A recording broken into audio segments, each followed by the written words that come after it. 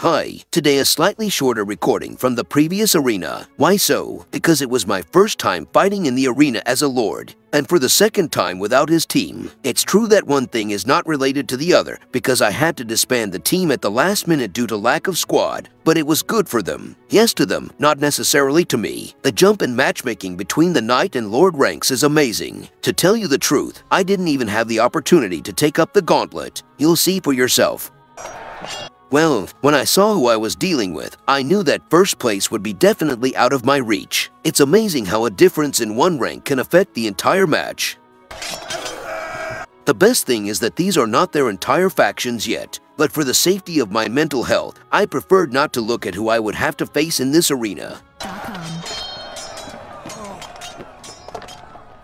Training posts in large numbers, in this case 10, greatly increase the amount of points you earn each minute. This is a great solution when the chances of taking over another clan castle or city of glory are slim.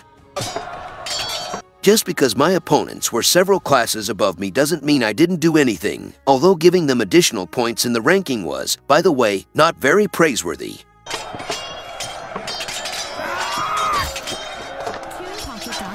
However, knowing your limits is not an obstacle, but an advantage. If you know you can't help with the PvP offense, you can always try your hand at PvE. In this way, I attacked the slightly weakened Sept of the Seven and also filled the faction chat with scouting reports. Taking over altars is like a double-edged sword. In this case, the sword was wielded by infantry, and of high quality at that. I meant well, and it worked out as always. But such fights show me how far I am still from reaching the level of the king. As one of the weakest players, the most I could do here was support. And that's what I tried to do all the time. Enter the altar, buy a few seconds when taking over and occupy the enemy army, send some reconnaissance, or join the defense. There wasn't much more I could do. The opponents were simply too strong. This is because the arena is new and not all whales have risen to the top of the ranks yet. Over time, this situation will change, and reaching the rank of king will result in entering the shoal of whales. Are there any sharks? After all, do whales swim in shoals? Never mind. Short because it was short. But it was my first match as a lord. I will also spend the next one in this rank, and I will try to find more tasty tidbits from the course of the battle. Now I invite you to the after party.